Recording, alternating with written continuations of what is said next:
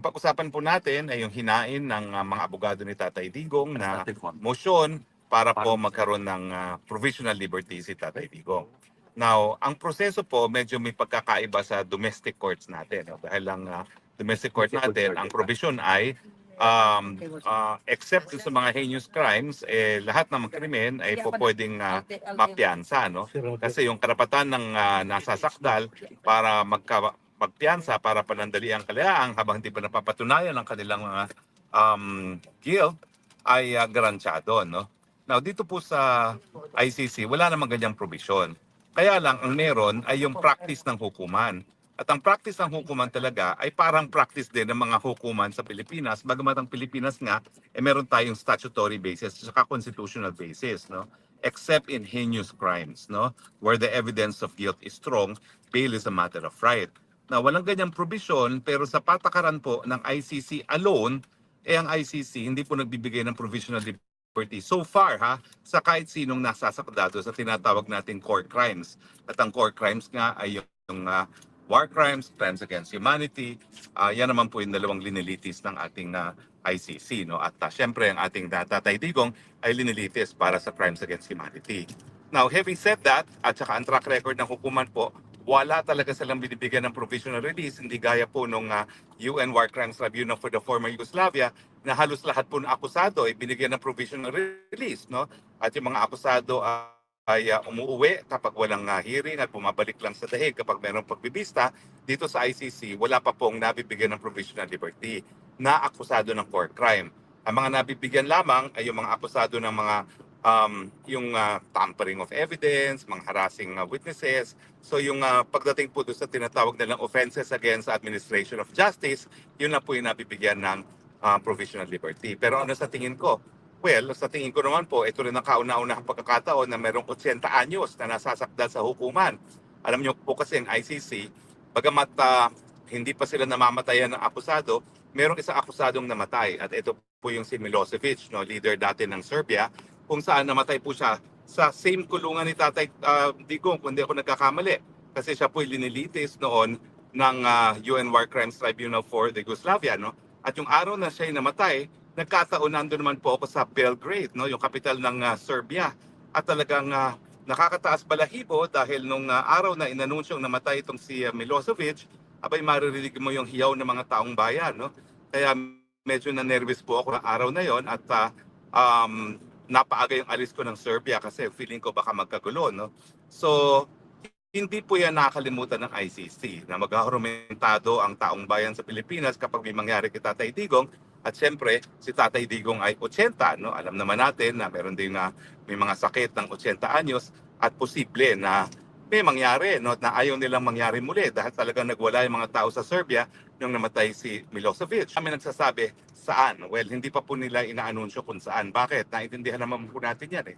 Kasi kilala naman natin ang mga kulto ni Joma Sison at nagsani puwersa na sa Dilawan, no? At saka sa mga loyalista.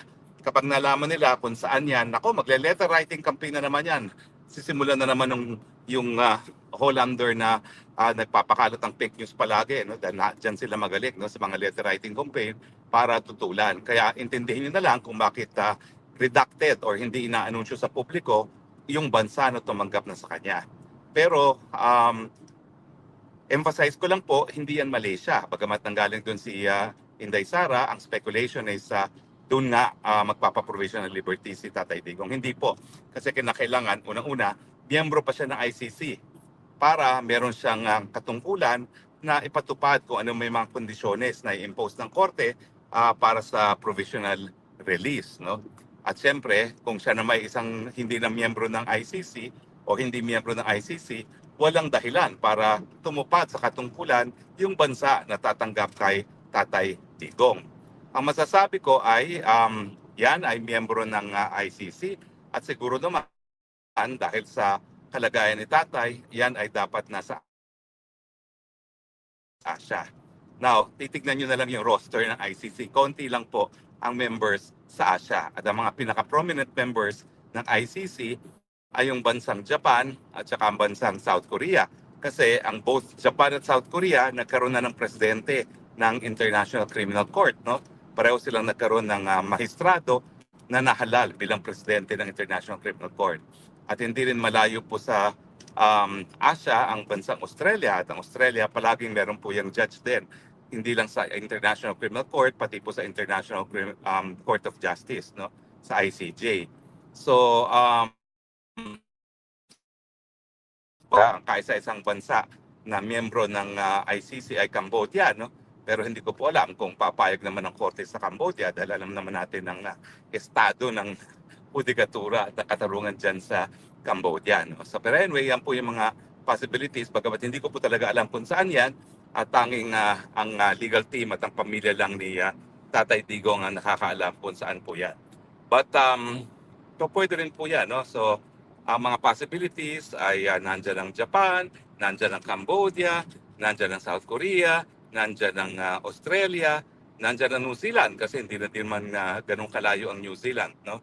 Pero sa buong Southeast Asia, wala na pong ibang mapupuntahan ang Tatay Digong dahil Cambodia lang po talaga ang miyembro.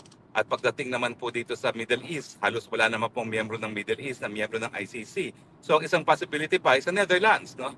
Pwede rin na palayain siya sa Netherlands kasi magkakaroon lang ng house arrest. No? Na mas mabuti pa kasi ang prioridad ng pamilya naman, unang-una yung hindi talaga siya nalilimitahan ng movement. Bagamat kung mapapansin yung hinain na motion, no, ng mga abogado ni Tatay Digong, meron din undertaking doon na hindi siya makikihalubilo kung di sa pamilya lamang, no, na nangyayari ngayon, no, kasi bawal siya bisitahin kung hindi siya pamilya, no.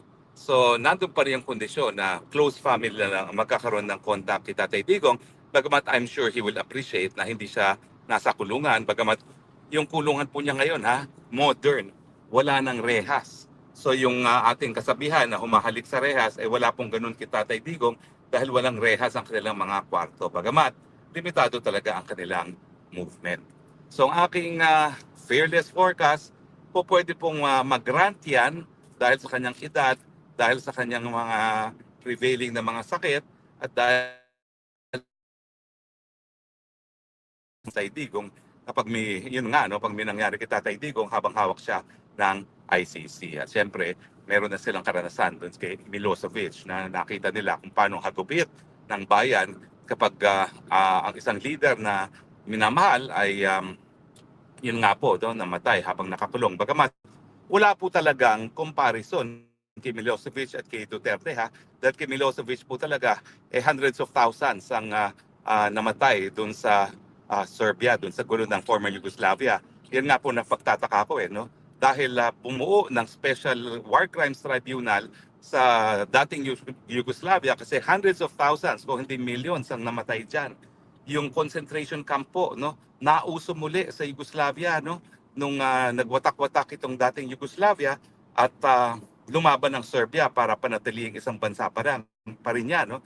So sa akin po, sa aking karanasan bilang isang profesor ng international law at saka sa aking practice, talaga naman pong importante ang International Tribunal kapag pinag-uusapan na yung mga pinakakarumalduman na krimen gaya na nangyari doon sa World War II, yung milyones na namatay ng mga Nazi, yung mga pinatay dyan sa Yugoslavia na hundreds of thousands if not millions, no? At saka yung mga hundreds of thousands din na pinatay sa Rwanda. Wala naman pong ganyan sa Pilipinas. Doon nga doon sa sinasabi nila doon sa request for arrest warrant, 40 plus lang ang biktima. Samantalang kami nga yung prosecution team sa Maguindanao Massacre, nalitis namin, napakulong namin ang mga akusado. Ngayon, nakakulong na sila, bagamat inaantay pa rin ang apela nila sa CA, 58 yon. Kaya nga po sinasabi natin, sapat-sapat naman ang kakayahan. Napatunayan na ng kakayahan ng lokal na hukuman sa Pilipinas na kaya nila maglitis ng mga akusado na 44 o 40 something lamang. No? Nakalimutan ko yung exact numero. But in any case, so yan po ang ating inaasahan, pero ganun pa man, hindi ko po alam kung anong magiging apekto nitong paghain ng motion neto, no? Doon sa naaproba ng proposal na magkaroon ng domestic legal remedy na na-explain ko na rin. No? Tanging si Tatay Digong at si BP Sara po ang makapag-decision dyan. No? Pero sa akin, gaya na aking sinabi naman, yung domestic legal remedy, well, at the very least, it will influence the ICC para i-release si Tatay Digong. Dahil ayaw nila na magkaroon ng encuentro between Dutch courts and ICC kumbaga, bisita sa teritoryo ng Holland. Ayaw nila siyempre magkaroon ng salungat na desisyon, yung korte ng kanilang host state at saka yung sa sarili nilang hukuman. Awkward naman yun na ipapatupad ng host state yung desisyon. Siyempre, ng host country, no, at hindi ng ICC. At talaga namang wala naman laban yung ICC kapag nagdesisyon ng lokal na hukuman, no, kasi ang kapulisan ng Holland ay kontrolado pa rin ng hudikatura, no? Samantalang wala namang sariling pulis ang ICC. Umaasa lang siya sa kooperasyon ng mga kasapi ng ICC. So sa tingin ko, pwedeng matuloy yung domestic legal remedy at yan ay isang dahilan para iparating ang mensahe sa ICC na wag nilang pupolitikahin ang kaso ni Tatay Digong. Ano bang ibig sabihin ko dyan? Kasi talagang papasok pong politika dyan dahil sa katunayan na wala na po talagang ibang kasong linilitis itong ICC, kundi si Tatay Digong. Ibig sabihin, yung sweldo ng mga WES, ng mga investigators, ng mga court personnel, lahat po yan ay po pwedeng malagay sa abirya dahil kung wala ng kasong linilitis, bakit pa magko-contribute yung mga iba't ibang bansa para sa operasyon ng hukuman? Hindi po mura ang operasyon ng hukuman. Ha? Parang 144 million euros kada isang taon po ang budget ng ICC na wala namang kasong linilitis kundi si Tatay Digong. At dyan po ako nagkakaroon ng alinlangan kasi baka nga sa kagustuhan nila na matuloy-tuloy ang kanilang sahod na 144 million kada taon ay ituloy nila yung paglilitis kay Tatay Digong. No? Well, ang aking forecast nga is baka mabigyan ng provisional liberty si Tatay Digong pero baka i-dismiss yung ating motion to dismiss on the basis of lack of jurisdiction. Kasi nga po, ang sinasabi ng abogado ng mga biktima ay ang gobyerno ng Pilipinas ang nag-surrender sa pagkatao ni Tatay Digong at yan ay pagkilala ng gobyerno ng Pilipinas na meron pang jurisdiction ng ICC. Now, yung jurisdiction kasi reckoned from the perspective of the state. Kaya nga po yung unang proseso dyan, ang Pilipinas ang pinagkomento doon sa motion ng prosecutor na magsimula ng preliminary investigation. At doon nga tayo natalo kasi hindi naman inargue ng Solgen noon na wala ng jurisdiction ng hukuman. Ang inargue lang nila yung tinatawag na complementarity principle na Philippine courts are able and willing to operate. No? At ang sabi naman ng hukuman, hindi mo naman inargue kung ano yung epekto ng paglalabas ninyo sa tratado. No? So ibig sabihin yan, inaamin mo na mayroong jurisdiction. At yung complementary naman, pwede mong ilabas dyan sa confirmation of charges. No? Pero ganun pa man, kaya rin ako yung umaasa na mapagbibigyan niyang motion to dismiss on lack of jurisdiction dahil nga dun sa pangalawang taon na nagsimula yung request for preliminary investigation ay dahil dahil nga po nagkaroon na ng kaso na sinasabi na pwede lang magpatuloy ang investigasyon kapag nasimula ng preliminary investigation doon sa unang taon. Yan po yung kaso ng Burundi. Now, ginagamit din niya ng prosecution na pinagtuloy daw yan, kasong yan, bagamat bumitiw na sa pagiging miyembro ng ICC. Pero hindi naman inamin at in-emphasize ng prosecution ng ICC ay yung pagbitiw ng Burundi at saka yung pagsimula ng preliminary investigation ay sa loob ng isang taon pa rin. So sakop siya nung isang taon matapos magdeposito ng instrument of ratification na nabigyan ng abiso ang piskalya ng prosecution na magpatuloy sa preliminary investigation. At pagdating naman sa Pilipinas, malinaw na sa pangalawang taon na yan. Pero yun nga po, talagang delikado yung argument ng mga abogado ng mga biktima ng sinabi nila na ang gobyerno ng Pilipinas ang nag-surrender kay Tatay Digong na katotohanan naman kasi kinidnap na ni Marcos Jr. si Tatay Digong, hindi sinunod ang Article 59 ng ICC at naging extraordinary rendition ang naging kapalaran ni Tatay Digong. At ito nga yung questioning ngayon dapat sa lokal na hukuman. Ang issue, importante hindi lang sa Holland kundi sa buong daigdig. Once and for all, ang pangingidnap ba para di umano mabigyan ng katarungan ng mga biktima? Tama ba yan? O dapat dahil ito'y mali, hindi dapat magpatuloy ang hukuman. Talagang sa akin, importanteng madesisyonan po yung kasong yan. No?